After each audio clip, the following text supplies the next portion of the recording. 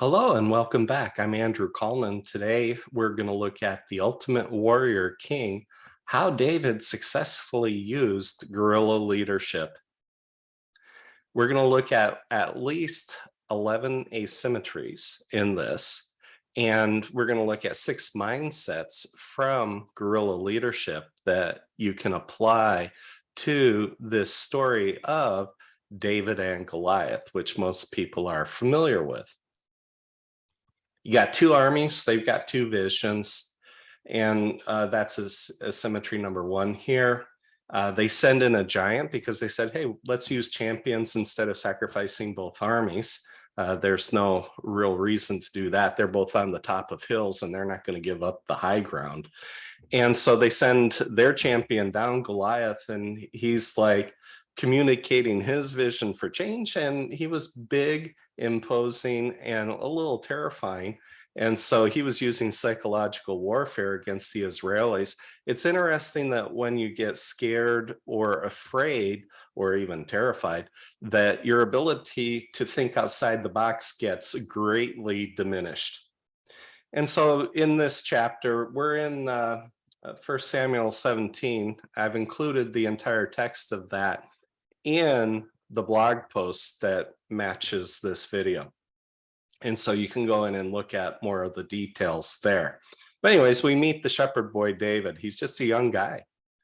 And so asymmetry number 1 is persistently communicating your vision for change. And that's cascading vision on the next one and VSPT here because we cascade the VSPT. And VSPT comes from West Point Military Academy. And it was their leadership framework for elite teams back in the 90s. And originally it was vision, strategy, projects, and tactics. But we've updated it to vision, strategy, people, and tasks. And the dark line that we have here in the middle represents the disconnect that exists in every organization between vision and strategy and people and tasks.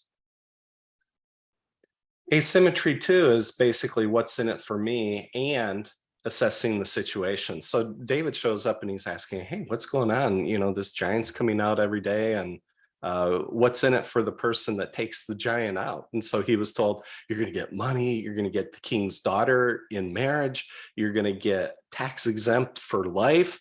And David's like, okay. And so he was using this methodology of assess, align, activate, and accelerate. And this is going to cut vertically throughout the entire post. Asymmetry 3 was, who do you think you are? His oldest brother for David got a little upset with him as he was talking to the other soldiers. And he's just like, oh, you troublemaker, what are you doing here? You have bad motives. And so he was really judgmental. And typically in business, the 4 reasons we do things is increase revenue, decrease costs, mitigate, eliminate risk, and or do the right thing. And so in this case, for David, it was basically do the right thing. And we're going to see that a little bit further down. Asymmetry 4 was heard it through the grapevine. The king heard, or it was reported back to him what David had said. So he's like, I'd like to meet that young man. And so the command intent had been communicated down from King Saul to the general to the troops in the front line. And the troops in the front line actually had a working feedback system and a link back where they were able to communicate back up the chain of command and let them know, hey, this is what this young man is saying. And so if you don't have that link back in companies, you know, a lot of companies, they do, okay, halfway decent job cascading vision. Very few have mastered the art of linking everything back. So it's both top down and bottom up. Asymmetries 5, 6, and 7 were basically the king meets David and he's looking at David and he's like going, you don't have the skill, the training, the experience, you're too young.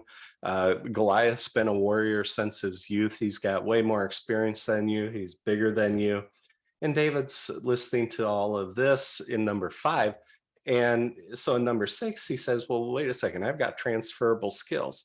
When a lion attacked my sheep or a bear attacked my sheep, I struck them with his sling and I killed them. And so he had gained valuable lethal experience in an asymmetrical situation where his technology, his sling, gave him the advantage over a much more powerful opponent. And so David understood he had the technology to win.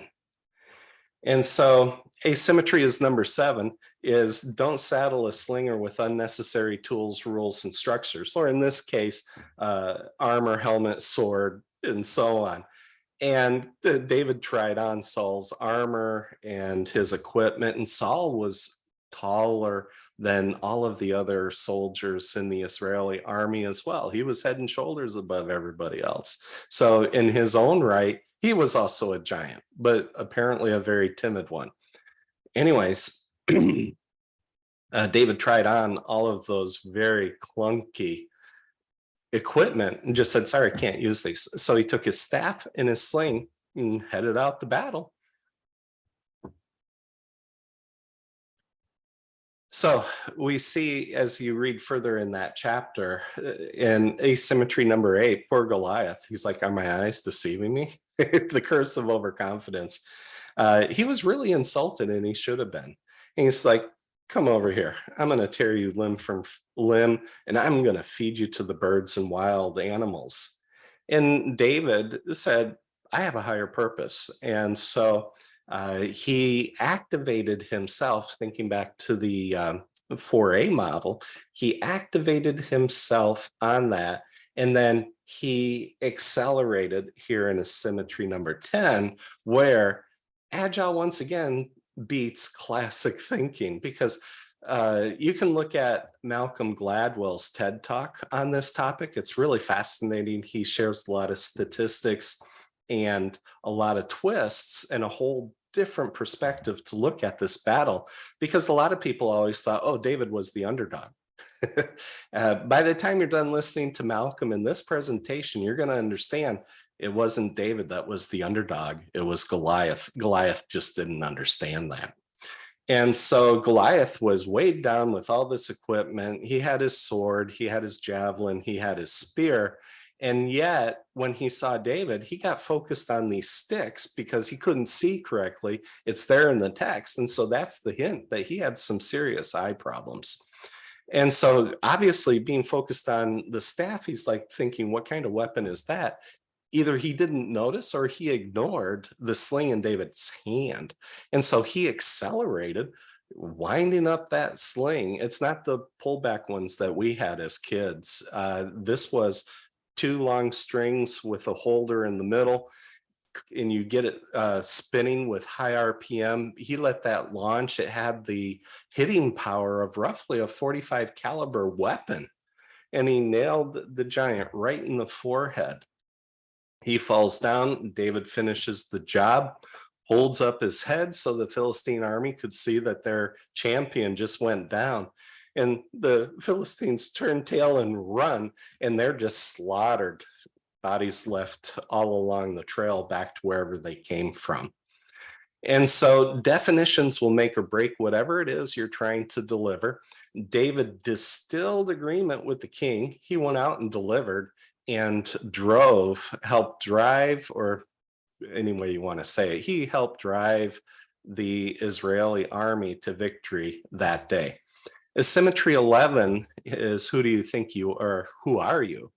And so King Saul basically wanted to know who David was. And as you read further in the additional chapters there in the book of 1 Samuel, you'll start to see that in the end, Saul ended up very jealous of David. And that led to a lot of heartbreak further on down the road.